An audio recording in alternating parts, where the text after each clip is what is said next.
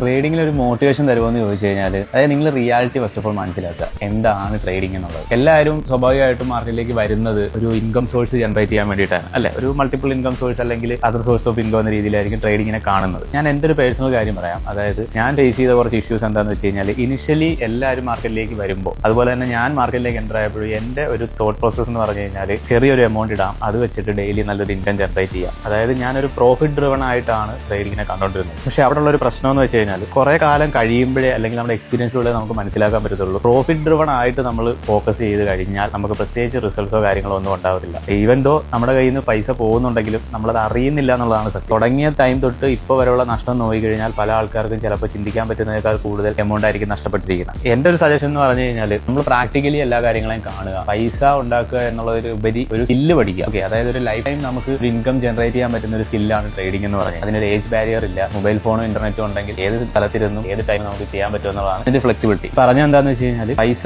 Generate ചെയ്യുക എന്നൊരു focus ഒഴിവാക്കാൻ തീരാവുന്ന പ്രശ്നമേ നമുക്ക് പലർക്കും ഉള്ളൂ. ശരിയാണ്, നമ്മളെല്ലാം എൻഡ് ഓഫ് ദി ഡേ പൈസയ്ക്ക് വേണ്ടിയാണ് ട്രേഡ് ചെയ്യുന്നത്. പക്ഷേ ഇനിഷ്യൽ സ്റ്റേജിൽ പൈസയ്ക്ക് വേണ്ടി ഫോക്കസ് ചെയ്ത് കഴിഞ്ഞാൽ കാര്യങ്ങൾ കുറച്ച് ബുദ്ധിമുട്ടായിരിക്കും. ഏറ്റവും ബെറ്റർ എന്ന് പറഞ്ഞു കഴിഞ്ഞാൽ, ഞാനൊരു സ്കില്ലാണ് അച്ചീവ് ചെയ്യാൻ ശ്രമിക്കുന്നത് എന്ന രീതിയിൽ ഫോക്കസ് ചെയ്ത് കഴിഞ്ഞാൽ നമുക്ക് കാര്യങ്ങൾ പെട്ടെന്ന് മനസ്സിലാക്കാനും അതിൽ എക്സെൽ ചെയ്യാനും പറ്റും. ഞാനിത് എന്റെ പേഴ്സണൽ ലൈഫിൽ നിന്ന് അല്ലെങ്കിൽ എന്റെ എക്സ്പീരിയൻസിൽ നിന്ന് കണ്ടെത്തിയ കാര്യം കൂടാണ്. എല്ലാവരെയും പോലെ തന്നെ ഞാൻ ഇനിഷ്യലി പൈസ പൈസ പൈസ എന്ന രീതിയിൽ തന്നെ ആയിരുന്നു മൈൻഡ് സെറ്റ് ഇരുന്നത്. അതുകൊണ്ട് തന്നെ കുറെ നഷ്ടങ്ങളും ഉണ്ടായിട്ടുണ്ട്. പക്ഷേ ഒരു സ്റ്റേജ് കഴിയുമ്പോൾ നമുക്ക് മനസ്സിലാവും, ഓക്കെ, പൈസയുടെ പുറകിൽ ഓടിയിട്ട് പ്രത്യേകിച്ച് കാര്യമില്ല. അതിന് പകരം എന്ത് ചെയ്യുക, എന്താണ് നമ്മുടെ കയ്യിലുള്ള നോളജ് അതിനെ ഷാർപ്പൻ ചെയ്യുക. കൂടുതൽ നോളജ് കിട്ടിയിട്ടും പ്രത്യേകിച്ച് കാര്യമില്ല ട്രേഡിംഗിൽ. നമ്മുടെ കയ്യിലുള്ള ഒരു സ്കിൽ എന്താണോ അതിനെ ഷാർപ്പൻ ചെയ്യാൻ പറ്റുന്നുണ്ടെങ്കിൽ മാത്രമേ നിങ്ങൾക്ക് മുന്നോട്ടൊരു സക്സസ് അല്ലെങ്കിൽ ഒരു കൺസിസ്റ്റൻസി ക്രിയേറ്റ് ചെയ്യാൻ പറ്റും. ഒരു മോട്ടിവേഷൻ ആയിട്ട് പറയുവാണെങ്കിൽ, ഇനിഷ്യലി ഫോക്കസ് ചെയ്യുമ്പോൾ ഒരിക്കലും പൈസ എന്ന രീതിയിൽ ഫോക്കസ് ചെയ്യാതിരിക്കുക. നമുക്ക് വേണ്ടി ഒരു സെൽഫ് ഡെവലപ്മെന്റ് അല്ലെങ്കിൽ ഒരു പുതിയൊരു ലൈഫ് സ്റ്റൈൽ എങ്ങനെ ഡെവലപ്പ് ചെയ്യാം അതിന് വേണ്ടിയിട്ട് ട്രൈ ചെയ്യുക.